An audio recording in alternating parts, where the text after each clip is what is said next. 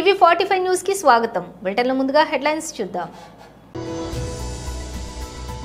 వేములవాడలో ప్రజాపాలన విజయోత్సవాల్లో ముఖ్యమంత్రి రేవంత్ రెడ్డి. బీజేపీ రాష్ట్ర అధికార ప్రతినిధి శ్రీమతి రాణి రుద్రమ ప్రెస్ మీట్. కురుమూర్తి స్వామిని దర్శించుకుని మీడియాతో మాట్లాడిన మాజీ మంత్రి ఎమ్మెల్యే హరీష్ రావు. సుస్థిర అభివృద్ధికై విద్యార్థి పౌష్టికత కార్యక్రమాన్ని ప్రారంభించిన మల్కాజ్గిరి ఎంపీ ఈటెల రాజేందర్. చంద్రబాబు హయాంలో వార్షిక అప్పుల వృద్ధి రేటు 19.54%. వైఎస్ జగన్ హయాంలో 15.61% మాత్రమే. వైఎస్ జగన్. ఇక డీటెయిల్స్ చూస్తే బీజేపీ రాష్ట్ర అధికార ప్రతినిధి శ్రీమతి రాణి రుద్రమ ప్రెస్ మీట్ నిర్వహించారు. అడ్డెడు పేలాలు బుక్కిన ఆకలి తీరదన్నట్టు అడ్డమైన తిట్లు తిట్టినంత మాత్రాన పరిపాలన చేసినట్టు కాదు.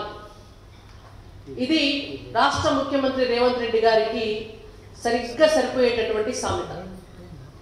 1 సంవత్సర కాలం పాటు పరిపాలించినటువంటి కాంగ్రెస్ ప్రభుత్వం నిన్న విజయోత్సవ సభ అని చెప్పి, అది కూడా మహిళా విజయోత్సవ వారోత్సవాలు అని చెప్పి, ఇందిరాగాంధీ గారి జయంతి సందర్భంగా చేస్తున్నామని చెప్పి లక్షలాది మంది మహిళలను తరలించి వరంగల్లు గడ్డ మీద భద్రకాళి అమ్మవారి సాక్షిగా, సమ్మక్క సారలమ్మ సాక్షిగా నిర్వహించినటువంటి సభ అది మహిళా విజయోత్సవ సభ కాదు, మహిళా వంచన సభ. మహిళలని వంచించి మహిళలకు ఇస్తామని చెప్పినటువంటి హామీలన్నీ ఎగ్గొట్టి మహిళల జీవితాలను అధోగతి పాలు చేస్తున్నటువంటి తెలంగాణ రాష్ట్రంలో కాంగ్రెస్ ప్రభుత్వ హయాంలో మహిళల సాక్షిగా మహిళలను వంచించి పెట్టినటువంటి సభ. తెలంగాణ రాష్ట్రంలో గత సంవత్సర కాలంలో మహిళల రక్షణ అనేటువంటిది కరువైపోయినటువంటి పరిస్థితి. కిడ్నాప్ అయినటువంటి మహిళల ఆచూకీ కూడా 10 రోజులైతే కానీ తెలియని పరిస్థితి. అత్యాచారాలు చేస్తున్నటువంటి పరిస్థితి, హత్యలు చేస్తున్నటువంటి పరిస్థితి, దాడులు చేస్తున్నటువంటి పరిస్థితి. దీన్ని ఎవరన్నా కనీసం సమీక్ష చేయడానికి ఎవరన్నా ఉన్నారా అంటే తెలంగాణ రాష్ట్రంలో హోంమంత్రి కూడా దిక్కులేని పరిస్థితి. హోంమంత్రి లేని రాష్ట్రంలో తెలంగాణలో మహిళలకు రక్షణ ఎట్లా ఉంటుందో, మహిళా వారోత్సవాలు మహిళా విజయోత్సవాలు చేసుకునేటటువంటి అర్హత ముఖ్యమంత్రి రేవంత్ రెడ్డి గారికి ఉన్నదా అని భారతీయ జనతా పార్టీ తరఫున మేము ప్రశ్నిస్తున్నాం. ఎన్నికల్లో హామీలు ఇచ్చినారు. శ్రీమతి ప్రియాంక గాంధీ గారిని తీసుకొచ్చి, రాహుల్ గాంధీ గారిని తీసుకొచ్చి, ఒక మీటింగ్లో అయితే సోనియా గాంధీ గారిని తీసుకొచ్చి మహిళా డిక్లరేషన్ చేసినారు. మీరు మహిళా డిక్లరేషన్ చేసి చెప్పినటువంటి వాటిలో ఏదన్నా హామీలను మీరు అమలు చేసిండ్రా? మీకు మహిళా విజయోత్సవాలు చేసుకునేటువంటి అర్హత ఎక్కడిది అని రేవంత్ రెడ్డి గారిని మేము అడుగుతున్నాం. ప్రతి మహిళకు 2500 రూపాయలు ఇస్తామని చెప్పిండ్రు. మీరు ఇవ్వనటువంటి మీకు విజయోత్సవాలు చేసుకునేటువంటి అర్హత ఎక్కడున్నది? ప్రతి చదువుకునేటువంటి ఆడబిడ్డకు, డిగ్రీ చదివేటటువంటి ఆడబిడ్డలందరికీ కూడా ఒక స్కూటీని ఇస్తామని చెప్పినారు. ఈ రోజు వరకు కూడా ఎందుకు ఇవ్వలేదు అని మేము అడుగుతున్నాం. పెళ్లి చేసుకునేటువంటి ఆడబిడ్డలకు 1,00,000 రూపాయలతో పాటు 1 తులం బంగారం ఇస్తామని చెప్పిండ్రు. మీరు ఈ రోజు వరకు ఎందుకు ఇవ్వలేదు అని మేము అడుగుతున్నాం. కురుమూర్తి స్వామిని దర్శించుకుని మీడియాతో మాట్లాడిన మాజీ మంత్రి MLA Harish Rao. Bond paper మీద, ఎన్నికల ముందు బాండ్ పేపర్ మీద రాసిచ్చాడు. 100 రోజుల్లో 6 గ్యారంటీలు అమలు చేస్తా అని బాండ్ పేపర్ మీద రాసిచ్చాడు. మాట మీద నిలబడ్డా? కురుమూర్తి దేవుడి మీద, కనబడ్డ దేవుడి మీద, చర్చి మీద, దర్గాల మీద, మసీదుల మీద ఒట్టుబెట్టి 15 ఆగస్టులోగా రుణమాఫీ చేస్తానడు. మాట మీద నిలబడ్డా? అంటే రేవంత్ రెడ్డికి మాటలు ఎక్కువ, చేతలు తక్కువ. జనరల్గా ఎవడు ఎక్కువ మాట్లాడతాడు? తిట్ల పురాణం ఎవడు అందుకుంటాడు? చేతగానోడు, పరిపాలన చేతగానోడు, ఓడిపోయేవాడు, ఫ్రస్ట్రేషన్లో ఈ వదురుబోతు మాటలన్నీ మాట్లాడుతుంటారు. ఇవాళ రేవంత్ రెడ్డి పొద్దున్న లేస్తే నిన్న 45 నిమిషాల ప్రసంగం చేస్తే 50 సార్లు కేసీఆర్ని యాద్ చేసుకున్నాడు. ఆయనకు నిద్రలో కూడా కేసీఆర్ యాదికి వస్తుండు, నిద్రలో కూడా బీఆర్ఎస్ యాదికి వస్తుంది. మరి కేసీఆర్ లేకుండా చేస్తా అంటాడు. అంటే నీకు కేసీఆర్ భయం పట్టుకున్నది. నీకు అర్థమైంది నీ పని అయిపోయిందని. ప్రజలందరూ కేసీఆర్ అన్నా యాడున్నావు అంటుండ్రు. ప్రజలు కేసీఆర్ను యాడ్ చేసుకుంటుండ్రు. ఇవాళ ఆయనకు అర్థమైపోయే భయంతోని ఫ్రస్ట్రేషన్తోని నోటికి వచ్చినట్టుగా ఇవాళ మాట్లాడుతూ ఉన్నాడు. అందుకే మేము ఈరోజు మా గౌరవ మాజీ మంత్రివర్యులు శ్రీనివాస్ గౌడ్ అన్న, లక్ష్మారెడ్డి అన్న, నిరంజన్ రెడ్డి అన్న, అదేవిధంగా స్థానిక మాజీ శాసనసభ్యులు ఆల వెంకటేశ్వర రెడ్డి గారు, గౌరవ మాజీ శాసనసభ్యులు అందరం కూడా ఆర్ఎస్ ప్రవీణ్ గారు ఆ దేవుణ్ణి దర్శించుకున్నాం. జనరల్గా ఏమైందంటే పాలకుడే పాపం చేస్తే ఆ రాజ్యానికి అరిష్టమట. పాలకుడు పాపం చేస్తే, పాలకుడు దేవుడి మీద ఒట్టుపెట్టి మాట తప్పితే ఆ ప్రాంతానికి నష్టం జరుగుతుంది. ఆ దేవుడికి కోపం వస్తే కురుమూర్తి స్వామి ఎంత మంచోడో మరి పాపం చేస్తే అంత కోపానికి కూడా వస్తాడు. అందుకే ఆ దేవుణ్ణి ప్రార్థించిన మేమందరూ పోయి, ఈ ముఖ్యమంత్రి పాపాత్ముని క్షమించు, నీ మీద ఒట్టుపెట్టి మాట తప్పిండు, ఈ పాపాత్ముని క్షమించి ప్రజల్ని కాపాడు దేవుడా అని ఆ కురుమూర్తి వెంకటేశ్వర స్వామిని ప్రార్థించాం. ఎందుకంటే ఆయన ప్రాయశ్చిత్తం చేసుకోలే. బహుశా మొన్న వచ్చిండు ప్రాయశ్చిత్తం చేసుకుంటాడేమో, దేవునికి మొక్కి బయటకు వచ్చి తప్పైంది, నేను 15 ఆగస్టులో రుణమాఫీ చేయలేదు, ప్రజల్ని మోసం చేసిన, దేవుణ్ణి మోసం చేసిన అని ముక్కు నేలకు రాస్తాడేమో అనుకున్నా నేను. చేసిండు ఆ పని. పైగా ఉల్టా బుకాయిస్తున్నాడు.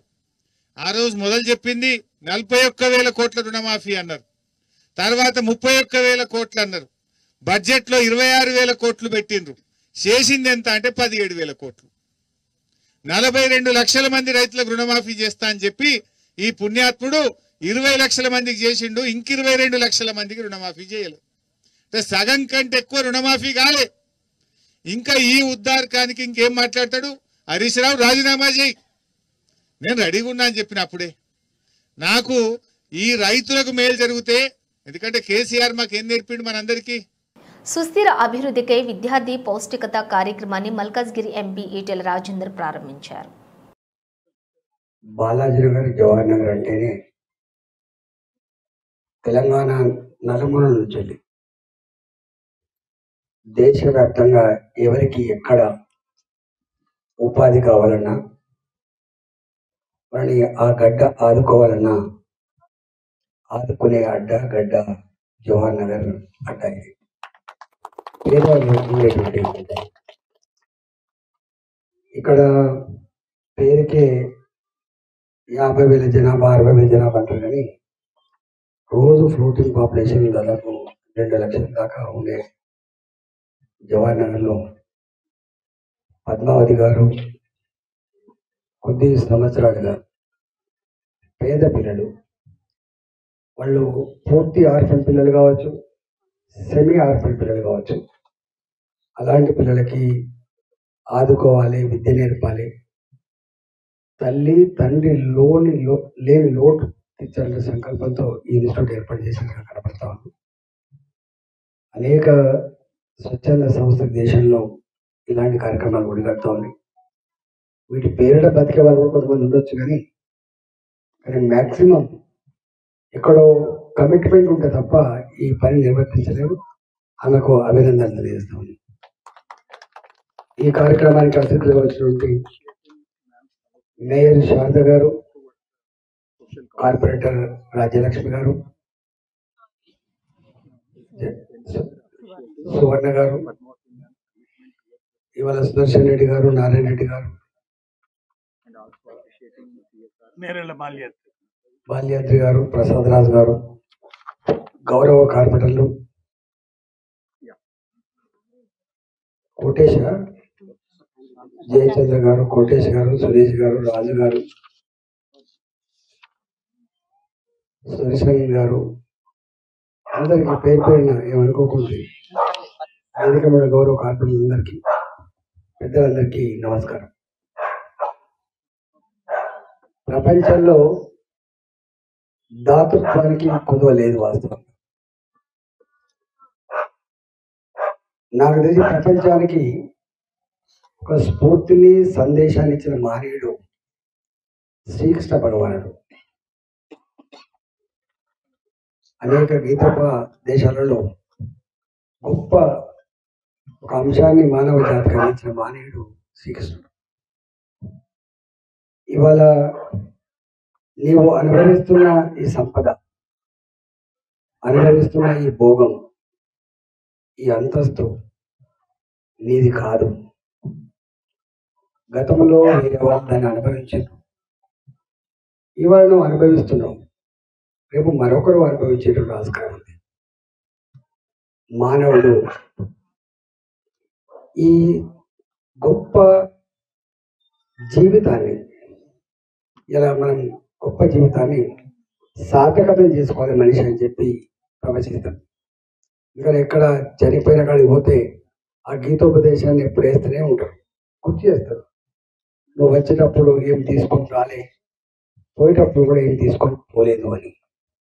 ఇంకా ప్రసాద్ గారు ఒక మంచి పని చెప్పారు, ఏది మిగులుతుంది అంటే నువ్వు మరణించినాడు, పరంపరించినాడు 100 మందో 1000 మందో అంతకంటే ఎక్కువ మందో అయ్యో పాపం మంచోడు బాయ్ అనేటువంటి మాట అవుతుందో గదే నీ ఆస్తి, గదే నీ ఆస్తి. వేములవాడలో ప్రజాపాలన విజయోత్సవాల్లో ముఖ్యమంత్రి రేవంత్ రెడ్డి పాల్గొన్నారు. అదేవిధంగా మిత్రులారా, కరీంనగర్ జిల్లా గురించి నేను కొత్తగా చెప్పాల్సిన పని లేదు. ఆనాడు ఈ దేశానికి దశ దిశ నిర్దేశం సూచించిన పివి నరసింహారావు గారు మంతని శాసనసభ నియోజకవర్గం నుంచి గ్రామ స్థాయి నుంచి ఢిల్లీ వరకు నాయకత్వాన్ని అందించి పరిపాలన అంటే ఇట్లా ఉండాలి, తెలంగాణ బిడ్డ పరిపాలన చేస్తే ప్రపంచమే ఆశ్చర్యపోయే విధంగా, అబ్బురపడే విధంగా దేశాన్ని అభివృద్ధి పదం వైపు నడిపిస్తాడని చెప్పిన పివి నరసింహారావు మీ బిడ్డ, కరీంనగర్ బిడ్డ అని చెప్పి ఈ సందర్భంగా మనం గుర్తు చేసుకోవాలి. వారే కాదు, పెద్దలు చొక్కారావు గారు కావచ్చు, సత్యనారాయణరావు గారు కావచ్చు, ఇలా చెప్పుకుంటూ వెళ్తే ఈ కరీంనగర్ జిల్లా నాయకత్వాన్ని అందించిన జిల్లా. ఈ కరీంనగర్ జిల్లా రైతాంగానికి సమస్యలు వచ్చినా, నిరుద్యోగ యువతకు బాధ కలిగినా ఈ కరీంనగర్ జిల్లా నుంచే ఉద్యమాలు మొదలైనవి. ఈ కరీంనగర్ జిల్లా ఉద్యమాలకు ఎప్పుడు నాయకత్వం వహించింది. సిరిసిల్ల జగిత్యాల రైతాంగ పోరాటాలు ఈ రాష్ట్రం, ఈ ప్రజలు ఎప్పుడు మర్చిపోలే. రైతుల సమస్య వచ్చినప్పుడు ఈ ప్రాంతంలో రైతాంగ పోరాటాలను మనం కళ్ళతో చూసినాం. అదే కాదు, తెలంగాణ రాష్ట్రం కావాలి, తెలంగాణ రాష్ట్రం కళ నెరవేరాలి అని ఈ ప్రాంతంలో లేచిన ఉవ్వెత్తున ఉద్యమాన్ని ఆనాడు 2004 సంవత్సరంలో శ్రీమతి సోనియా గాంధీ గారు ఇదే కరీంనగర్ గడ్డ మీద నుంచి మీకు మాట ఇచ్చిండ్రు. మీ మనసులో ఉన్న కోరిక, ఈ తెలంగాణ ప్రజల ఆకాంక్ష నాకు తెలుసు, తప్పకుండా నెరవేరుతుంది అని చెప్పి శ్రీమతి సోనియా గాంధీ గారు ఈ కరీంనగర్ గడ్డ మీద నుంచే 4 కోట్ల ప్రజలకు మాట ఇవ్వడం జరిగింది. ఆ తర్వాత జరిగిన పరిణామాలు నేను చెప్పేదానికంటే మీ పార్లమెంట్ సభ్యుడు పొన్నం ప్రభాకర్ గారు ఆ రోజు పార్లమెంటులో పెప్పర్ స్ప్రేలను అడ్డుకొని తెలంగాణ బిల్లును ఆమోదింపజేయడంలో పెద్దలు జైపాల్ రెడ్డి గారి నుంచి మొదలు పెడితే మన పార్లమెంట్ సభ్యులందరూ పట్టుదలతోని వీరోచితంగా లోక్సభలో కొట్లాడితే తెలంగాణ రాష్ట్ర బిల్లు ఆమోదం అయ్యింది. తెలంగాణ రాష్ట్ర బిల్లు ఆమోదం ఆశామాసిగా జరగలే, అల్లాటప్పగా ఎవరో ఇవ్వలే. శ్రీమతి సోనియా గాంధీ గారు ఆంధ్రప్రదేశ్లో 155 అసెంబ్లీలు 25 పార్లమెంట్లు ఉన్న పార్టీ శాశ్వతంగా నష్టపోయినా, కేంద్రంలో అధికారం కోల్పోతుందని తెలిసిన 4 కోట్ల తెలంగాణ ప్రజల కోరిక నెరవేరాలి, కరీంనగర్ గడ్డ మీద నుంచి ప్రజలకు ఇచ్చిన మాట నెరవేర్చాలి అని వారు ఇచ్చిన మాటకు కట్టుబడి ఇవాళ తెలంగాణ రాష్ట్రం ఇచ్చింది. కాబట్టి మనందరం గర్వంగా తలెత్తుకొని నాది తెలంగాణ రాష్ట్రం, ఈ తెలంగాణ రాష్ట్రంలో ఇందిరమ్మ రాజ్యం, ప్రజా ప్రభుత్వం ఉన్నదని ఇవాళ మనం గొప్పగా గర్వంగా చెప్పుకునే పరిస్థితులు ఈ రోజు మనకు వచ్చినాయి. అంటే శ్రీమతి సోనియా గాంధీ గారు కరీంనగర్ గడ్డ మీద నుంచి ఇచ్చిన మాట అన్న సంగతి నేను మీకు గుర్తు చెయ్యదలుచుకున్నా. చంద్రబాబు హయాంలో వార్షిక అప్పుల వృద్ధి రేటు 19.54%, వైఎస్ జగన్ హయాంలోని 15.61% మాత్రమే. అనుభవం ముసుగు ఎందుకు చంద్రబాబు ఇలా అప్పులు చేయడానికా? సూపర్ 6లు, సూపర్ 7లు ఇవన్నీ కూడా ఎగ్గొట్టడానికి ఈ మనిషి ఒక భూతం ఉన్నట్టుగా ప్రచారం చేసే కార్యక్రమాలు చేస్తా ఉన్నాడు. వాస్తవం చెప్పాలనంటే చంద్రబాబు నాయుడు గారి హయాంలో కోవిడ్ లాంటి మహమ్మారి ఎప్పుడూ లేదు. 2 సంవత్సరాలు కోవిడ్ లాంటి మహమ్మారి వైఎస్ఆర్సీపీ ప్రభుత్వం అధికారంలోకి వచ్చిన తర్వాత మా ప్రభుత్వం హయాంలో కోవిడ్ లాంటి మహమ్మారిని చూసాం. ఎప్పుడు చూడాల. రాష్ట్రానికి సంబంధించిన వనరులు తగ్గిపోయిన పరిస్థితి, అనుకోని ఖర్చులు పెరిగిన పరిస్థితులు, ఒక విచిత్రమైన పరిస్థితి దేశంలో కాదు ప్రపంచంలోనే ఎప్పుడు చూడని కోవిడ్ లాంటి మహమ్మారి 2 సంవత్సరాలు రాష్ట్రాన్ని బట్టి పీడించింది, దేశాన్ని బట్టి పీడించింది, ప్రపంచాన్ని బట్టి పీడించింది. అయినప్పటికీ కూడా చంద్రబాబు నాయుడు గారి హయాంలో వర్సెస్ వైఎస్ఆర్సీపీ హయాంలో అప్పులు ఎవరు ఎక్కువ చేశారు, ఎవరి హయాంలో అప్పులు ఎక్కువ అయ్యాయి అని చెప్పి చూస్తే చంద్రబాబు నాయుడు గారు అధికారంలోకి వచ్చే నాటికి 1,32,000 కోట్ల అప్పు ఉంటే ఆయన దిగిపోయే నాటికి 3,13,000 కోట్ల రూపాయల అప్పులు తెగాయనంటే కంపౌండెడ్ యాన్యువల్ గ్రోత్ రేటు 19.54%. మా 5 సంవత్సరాల్లో 3,13,000 కోట్ల రూపాయల నుంచి 6,46,000 కోట్లకు మా హయాంలో అప్పులు పెరిగాయి అంటే కంపౌండెడ్ యాన్యువల్ గ్రోత్ రేట్ 15.61%. అంటే చంద్రబాబు నాయుడు గారి కంటే 4% అప్పులు తక్కువ మా హయాంలో జరిగినట్టుగా లెక్కలు క్లియర్ గా కనిపిస్తా ఉన్నాయి. అంటే ఎవరు ఆర్థిక విధ్వంసకారుడు అన్నదానికి ఇవన్నీ లెక్కలే సాక్ష్యం. 2027 గోదావరి పుష్కరాల ఘాట్ల నిర్మాణం బాధ్యత ఇరిగేషన్ శాఖదే. ఏదైతే భారతదేశంలో గంగా నది తర్వాత అత్యంత పేరుగాంచినటువంటి నది మన గోదావరి నది. అందుకే దీన్ని దక్షిణ గంగా అని కూడా మనం పిలుస్తూ ఉంటాం అధ్యక్ష. ఏదైతే 12 సంవత్సరాలకు వచ్చేటువంటి ఈ గోదావరి పుష్కరాలు ఏవైతే ఉన్నాయో, బృహస్పతి ఒక్కొక్క ఏడాది ఒక్కొక్క రాశిలో ఉంటూ సింహరాశిలోకి ప్రవేశించినప్పుడు ఈ 12 సంవత్సరాలకు ఒకసారి పుష్కరాలు మనకు వస్తూ ఉంటాయి అధ్యక్ష. ఏదైతే ఈ యొక్క 12 సంవత్సరాలకు వచ్చేటువంటి ఈ పుష్కరాలు ఒక్క ఏడాది ఉన్నప్పటికీ అందులో మొదటి 12 రోజులు ఆది పుష్కరాలుగా, తర్వాత ఆఖరణ వచ్చేటువంటి 12 రోజులు అంత్య పుష్కరాలుగా మనం పిలుస్తూ ఉంటాం అధ్యక్ష. ఈ రకంగా ప్రతి నిత్యం కూడా వేదంలా ఘోషించేటువంటి గోదావరి నది పుష్కరాల్లో మరింత దైవత్వాన్ని పొందుతుందనే విషయాన్ని కూడా మనం చూస్తున్నాం అధ్యక్ష.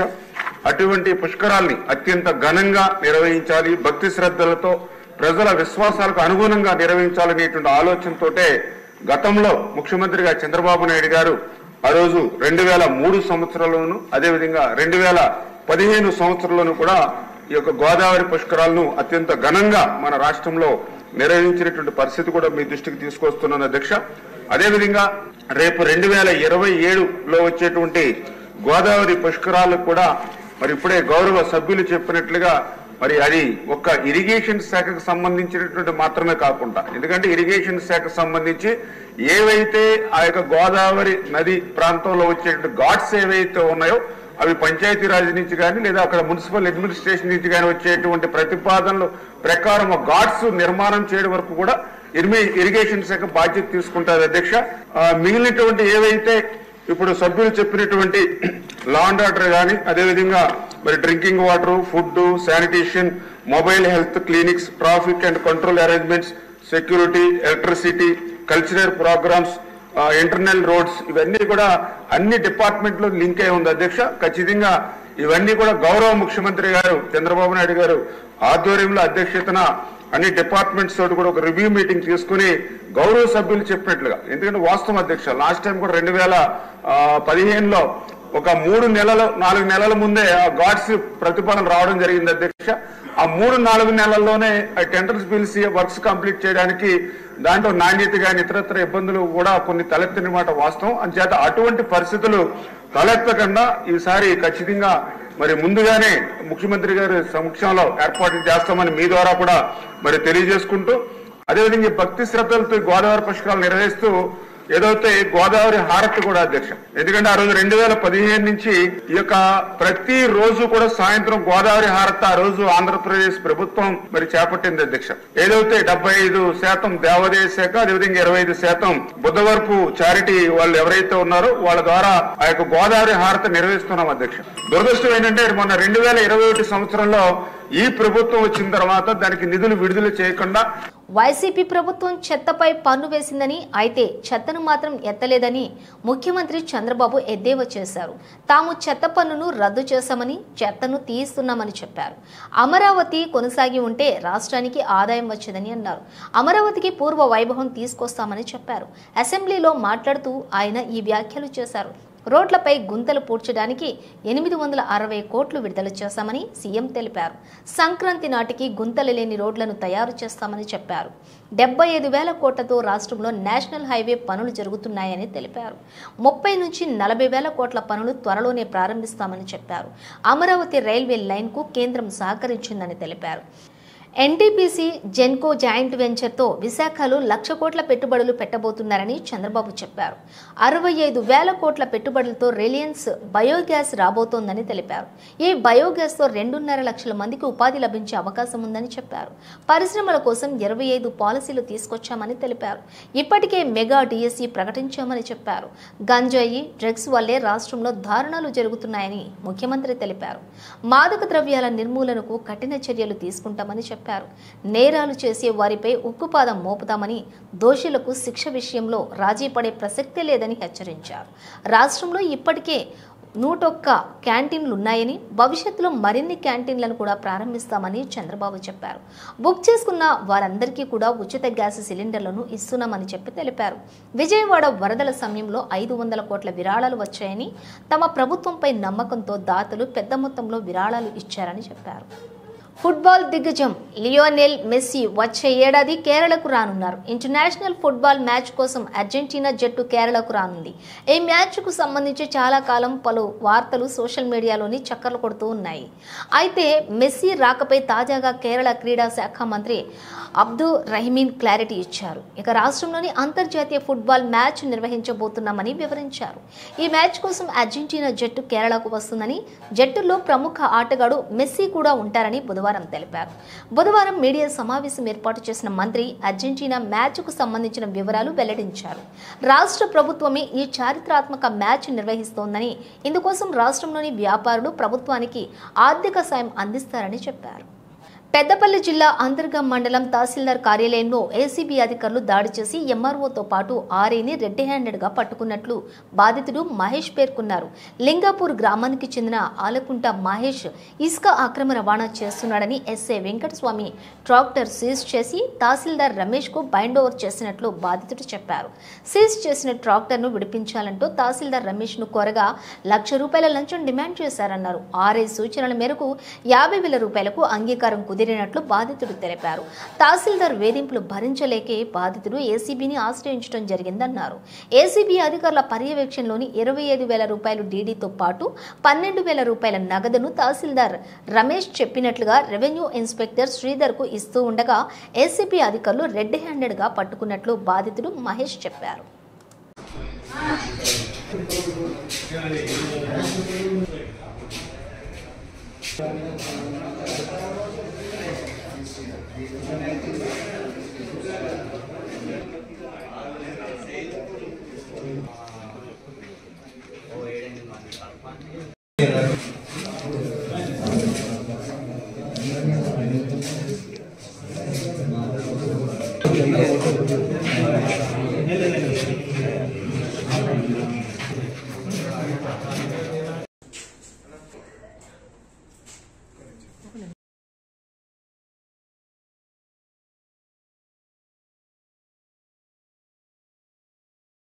లింగపూర్ గ్రామంలో బండి దొరికింది సార్. ఎస్ఐ గారికి దొరికితే ఎంటీ బండి తీసుకొచ్చి పోలీస్ స్టేషన్లో పెట్టింది సార్. పెట్టి కేసు రాసి బ్యాండ్ ఓవర్ చేసింది సార్. మన మండలం మండలంలో తీసుకొచ్చి ఎంఆర్ఓకి అప్పచెప్పింది సార్. అప్పచెప్పి బ్యాండ్ ఓవర్ చేసుకున్నాడు సార్. చేసుకున్నాలే మళ్ళీ 2 రోజులు గ్యాప్ ఇచ్చి ఫైల్ ఎంఆర్ఓ ఆఫీస్కి పంపించిన రిలీజ్ ఆర్డర్ తీసుకోరా అని చెప్పి ఎస్ఐ గారు చెప్పింది సార్. పోయినాలే ఇక్కడ తహసీల్దార్ దగ్గరికి ఎంఆర్ఓ ఆఫీస్ కాడికి వచ్చినాలే ఎంఆర్ఓ ₹1,00,000 పైన అని చెప్పి నాతో మాట్లాడింది సార్. మాట్లాడినాలే బతలాడినా సార్. రిక్వెస్ట్ చేసిన సార్. రిక్వెస్ట్ చేస్తే 75,000 అన్నాడు సార్. మళ్ళీ రిక్వెస్ట్ చేసిన సార్. రోజు రిక్వెస్ట్ చేసుకుంటా దండం పెట్టుకుంటా కాలు మొక్కుంటా రిక్వెస్ట్ చేస్తే 50,000 అన్నాడు సార్. 50,000 అన్నట్టుగా అస్సలు ఇంటలేడు సార్. ఎంత చెప్పినా కానీ దండం పెడతా కాలు మొక్తా అస్సలు ఇంటలేడు సార్. ఇంటకపోతే దారంలో శివరాను 12,000 మాట్లాడినట సార్. దారంలో శివరం 12,000 కడితే ఆయన నేను 12,000 కట్టినా మహేష్ నేను మాట్లాడతా అంటే. బులెటిన్ ముగించే ముందు హెడ్లైన్స్ మరోసారి. వేములవాడలో ప్రజాపాలన విజయోత్సవాల్లో ముఖ్యమంత్రి రేవంత్ రెడ్డి. బీజేపీ రాష్ట్ర అధికార ప్రతినిధి శ్రీమతి రాణి రుద్రమ ప్రెస్ మీట్. కురుమూర్తి స్వామిని దర్శించుకుని మీడియాతో మాట్లాడిన మాజీ మంత్రి ఎమ్మెల్యే హరీష్ రావు. సుస్థిర అభివృద్ధికై విద్యార్థి పౌష్టికత కార్యక్రమాన్ని ప్రారంభించిన మల్కాజ్గిరి ఎంపీ ఈటెల రాజేందర్. చంద్రబాబు హయాంలో వార్షిక అప్పుల వృద్ధి రేటు 19.54%. వైఎస్ జగన్ హయాంలో 15.61% మాత్రమే. వైఎస్ జగన్. ఇవి బులెటిన్ విశేషాలు. మరో బులెటిన్తో మళ్ళీ కలుద్దాం.